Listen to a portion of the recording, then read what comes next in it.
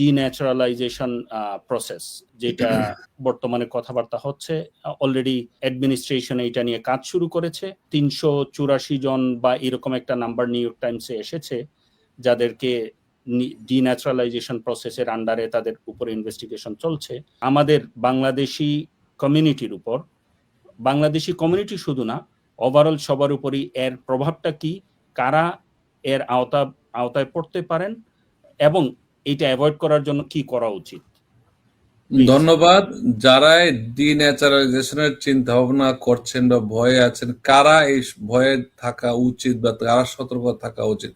যারা মিথ্যা তথ্য দিয়ে গ্রিন কার্ড পেয়েছেন, আবারও বলছি, যদি মিথ্যা তথ্য দিয়ে গ্রিন কার্ড পেয়ে থাকে কেউ, তার সিটিজেন হয়ে গেল, তার যেহেতু গ্রিন কার্ডটাই ভ্যালিড পাওয়ার উপযুক্ত ছিল না, তার নাগরিকত্ব পাওয়ার উপযুক্ত সে না। কোনো ক্রিমিনাল তথ্য গোপন করে কেউ হয়তো বিশ্বের কোনো দেশে গ্রেফতার হয়েছিল এবং দোষ স্বীকার করেছিল কোনো আইনগত কারণে, ক্রিমিনাল অ্যাক্টিভিটিসে, সে যদি তথ্যটা গোপন করে আমেরিকার নাগরিকত্ব পরীক্ষার সময় ভাবে তারা পায় নাই, হয়তো আমেরিকার যে ইউএসসিআইএস যখন ফিঙ্গারপ্রিন্ট রিভিউ করেছে তারা হয়তো এটা তখন আসে নাই। এখন যদি এটা আসে, দ্যাট মিনস সেই ভদ্রলোক বা ভদ্রলোক মিথ্যা তথ্য যে নাগরিকত্ব পেয়েছে তার নাগরিকত্ব বাতিল হতে পারে। কিছু কিছু ঘটনা আছে এইরকম যে তারা হয়তো মুহাম্মদ ইসলাম নামে ডিপোর্টেশন হয়েছিল, অনেকে তখন হচ্ছে কি ফিঙ্গারপ্রিন্ট হতো কাগজে, সেই কথা কোথাও উল্লেখ করে নাই, সে তারপরে মিস্টার রহমান হিসাবে গ্রিন কার্ড পেল, সে এখন নাগরিকও হয়ে গেল। কিন্তু আপনারা বুঝতে হবে, সরকার কিন্তু মিস্টার রহমানকে ডিপোর্টেশন করছে না, ডিপোর্ট করছে মিস্টার ইসলামকে, সে আগেই ডিপোর্টেড ছিল। সো এই ক্ষেত্রে তাকে ফেডারেল ডিস্ট্রিক্ট কোর্ট, যেই কোর্টের ক্ষমতা আছে প্রেসিডেন্টের আদেশ পর্যন্ত তারা স্থগিত করতে পারে, এই কোর্টে তাদের একমাত্র ফেডারেল ডিস্ট্রিক্ট কোর্টের ক্ষমতা হচ্ছে এইরকম কেসে রিওপেন করা অথবা তাদেরকে চার্জ করা এবং তাদের বিরুদ্ধে অভিযোগ গঠন করা, তাদেরকে ডিন্যাচারালাইজ করা। অনেক হয়তো মিথ্যা বয়স কম দিয়ে আমেরিকায় চলে আসছে, হয়তো বয়সটা সঠিক বয়স দিলে হয়তো সে আমেরিকায় গ্রিন কার্ডই পেত না। এখন দেখা গেল সে গ্রিন কার্ড পেয়ে নাগরিক হয়ে গেছে, আসলে তার বয়সটা যখন ছিল তখন সে 3 বছর 5 বছর কমে আসছে, আর যদি না কমাতে হয়তো গ্রিন কার্ড পাওয়ার যোগ্য ছিল না। এইসব ক্ষেত্রে ধরা পড়ে, তখন তারা চাইলেই, আপনার কোনো ডিফেন্স নাই, আপনি কি বলবেন, আপনার তো আর হাতে কোনো কিছু নাই, সব ডকুমেন্ট কথা বলবে। সো এইসব ক্ষেত্রে যদি কেউ করে থাকে, আর সতর্ক থাকার কিছু নেই, যা সামনে আসছে ঘটবে। তখন যদি কোনো সময় তাদেরকে করা হয়, অ্যারেস্ট করা হয় বা নোটিশ দেওয়া হয়, তখন সে আমাদের মতো কোনো অ্যাটর্নির সাথে যারা বিভিন্ন ডিস্ট্রিক্ট কোর্টে যেতে পারে, অ্যাডমিশন আছে বা অ্যাডমিশন নিতে পারে, তাদের সাথে যোগাযোগ করবে। বর্তমানে হাউসে ফেডারেলের একটা আইন ইন্ট্রোডিউস তারা করেছে H1B ভিসা ফ্রিজ করার জন্য, 3 বছরের জন্য ফ্রিজ করার জন্য।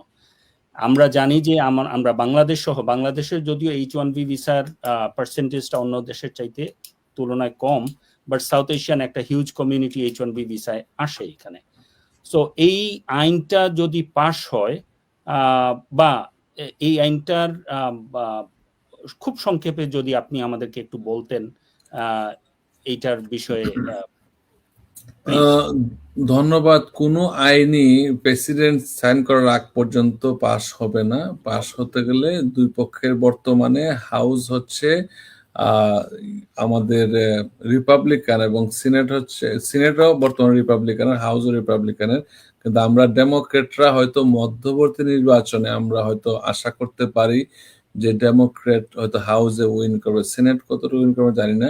তখন কিন্তু গেমটা একটু ঘুরে যাবে বলতে ডোনাল্ড ট্রাম্প একটু হিসাব করতে হবে যে হাউসে কোনো বিল উত্থাপন করলে ডেমোক্রেট পুনঃসমর্থন না পেলে হবে না, তখনই একটু নমনীয় হওয়ার কথা। কিন্তু H1B যে কথাগুলো চলছে, এটা কোনো কিছু ফাইনাল না, কারণ স্পেকুলেশন। আমাদের সমস্যা হয় কি, আমরা একটা জিনিস যদি শুরু করে কেউ প্রস্তাব দেয়, আমাদের মিডিয়াগুলো এমন ভাবে আলোচনা করে মনে হয় যে কালকে এটা অলরেডি কাজ শুরু হয়ে গেছে। অনেকে এমনও শুনছে এখন ডিবি ভিসা নাকি বাংলাদেশ থেকে দিচ্ছে, এই প্রচারণা চলছে। আপনি চিন্তা করেন, আপনারা সবাই জানেন যে ডিবি ভিসা বাংলাদেশে বন্ধ, ডাইভার্সিটি ভিসা বন্ধ, কিন্তু একজন 2-3 জন টিভিতে যে আমরা ডিবি ভিসা করি, কারণ সে হয়তো বোঝাচ্ছে অন্য দেশেরটা করে, কিন্তু বাংলাদেশের লোক তারা যোগাযোগ করবে, সেই থেকে হয়তো বেনিফিট নিতে চাইবে।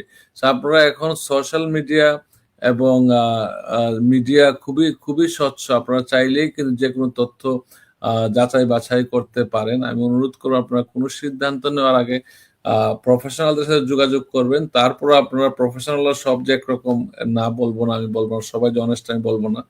আপনারা একটু যাচাই বাছাই করে নেবেন, দেন আপনারা কাজ শুরু করবেন যদি করতে হয়। যদি H1Bর যে ইফেক্টটা যদি আসে, ডেফিনেটলি আমাদের এখানে যদিও তখন হচ্ছে কি তারা চাচ্ছে যে লোকাল যে আছে এমপ্লয়ীদেরকে হায়ার করার জন্য, তাদের উদ্দেশ্য হচ্ছে এটা। কিন্তু আমেরিকান যে ইয়ারা আছে, যারা কর্মচারী যারা আছে, তারা কিন্তু সব কাজ করে না। তারা সব কাজ অভিজ্ঞ না, সব কাজ করে না। যেমন ম্যাথ সায়েন্সে দেখবেন আমেরিকান লোকের সংখ্যা খুব কম। থার্ড ওয়ার্ল্ড কান্ট্রি যারা, তারাই কিন্তু ইমিগ্রেন্ট কান্ট্রি ছেলেমেয়েরা কিন্তু এখানে বেশি কাজ করে। এদের শর্টেজ হবে ডেফিনেটলি, তখন অনেকে হয়তো তাদের স্ট্যাটাস থেকে বঞ্চিত হবে।